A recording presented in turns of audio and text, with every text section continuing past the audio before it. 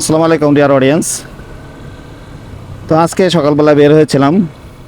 তো এদিকতে যাওয়ার পথে ভাবছি একটু ভিডিও করি, আপনাদের সাথে কিছু বিষয় নিয়ে টপিকস নিয়ে কথা বলি।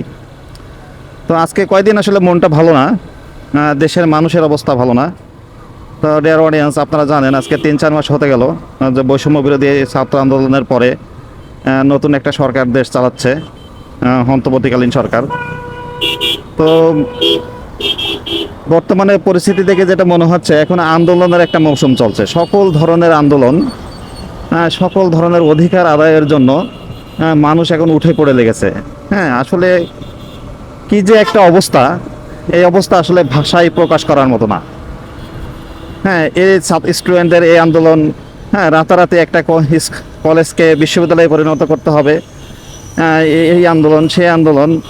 তো আসলে একটা হযবরল অবস্থা আর কি। তো এই সিচুয়েশনে আসলে সরকার কিভাবে ট্যাকেল দিবে, এটা আসলে আমার বোধগম্য নয়। দেখেন, গত পরশু দিন অর্থাৎ গত 25 তারিখে ঢাকা শহরে কি একটা পরিস্থিতি তৈরি হলো। হ্যাঁ, এদিকে স্টুডেন্টরা মারামারি, স্টুডেন্টের বিভিন্ন অধিকার, সামান্য একটা বিষয় নিয়ে বড় ধরনের একটা জ্ঞানজাম, বড় ধরনের একটা পরিস্থিতি, সিচুয়েশন অন্যদিকে ক্রিয়েট করার চেষ্টা করা। ওদিকে আবার চিটাগাংয়ে ইসকন, যাদের একজন ভদ্রলোককে, চিন্ময় কুমার দাস, ওনাকে অ্যারেস্ট করার কারণে একটা অন্য ভয়াবহ একটা পরিস্থিতি ধারণ করেছে। তো সব কিছু মিলে একটা কেমন যেন একটা গুমোট অবস্থা আর কি। আর পাশাপাশি যে দ্রব্যমূল্যের যে অবস্থা, দ্রব্যমূল্যের দিকে দেখলে সব কিছু মিলে মনে হচ্ছে একটা দেশের ভয়াবহ অবস্থা ধারণ করেছে। তো এই সিচুয়েশনে আসলে কারা বা কীভাবে দেশ চালাবে, আসলে দেশ কিভাবে চলবে, আসলে এটা বেওয়ারিশ কান্ট্রিতে পরিণত হওয়ার অবস্থা আর কি। যারা আসলে একটা শ্রেণীর মানুষ মজা পাচ্ছে, মজা নিচ্ছে, অর্থাৎ যাতে অন্তর্বর্তীকালীন সরকার ভালোভাবে দেশ না চালাতে পারে, অর্থাৎ তার ফেইলিওর হয়, এই চেষ্টায় একটা সোসাইটি ব্যস্ত। দে আর এনজয়িং দিস সিচুয়েশন। আরেকটা সোসাইটি চাচ্ছে আসলে দেশটা একটা স্টাবিলিটি অবস্থায় নিয়ে যাওয়ার জন্য। তো আসলে একটা সোসাইটি আরেকটা সোসাইটিতে হেল্প করা তো দূরের কথা, আরও পরিস্থিতি খারাপ দিকে নিয়ে যাওয়ার চেষ্টা করছে। তো এই সিচুয়েশনে আসলে বৈষম্য বিরোধী ছাত্র আন্দোলন যে অধিকারের জন্য, যার জন্য এত রক্ত দিয়েছে, সেই অধিকারটা আদায় কিভাবে করবে, সেই সিচুয়েশনটা কিভাবে প্রতিষ্ঠিত হবে, এটা দেখার বিষয় আর কি।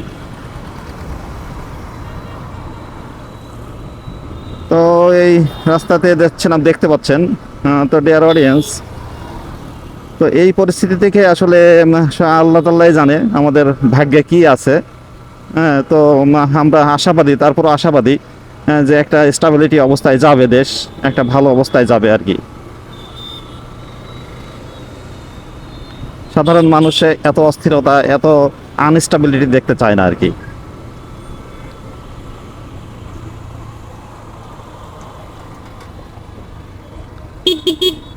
অর্থাৎ আন্দোলনের মৌসুম, হ্যাঁ, আন্দোলনের মৌসুম চলছে।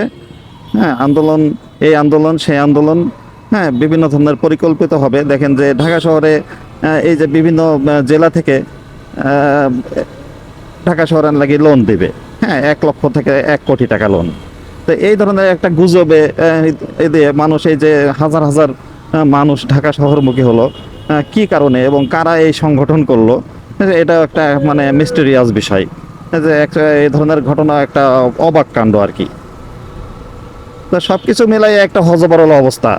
তো এখন ডক্টর ইউনূস ভদ্রলোক কীভাবে এই সিচুয়েশন ট্যাকেল দেয়, সেটা দেখার বিষয়। আর বাদ বাকি আল্লাহই জানেন আমাদের ভাগ্যে আসলে কি আছে। এখন আর কিছুই বলার নাই আর কি, ডিয়ার অডিয়েন্স। তো এই বিষয় নিয়ে কিছু কথা বলার চেষ্টা করলাম আর কি। তো আপনারা ভালো থাকবেন। This is all about. আজকের মতো এখানেই রাখছি।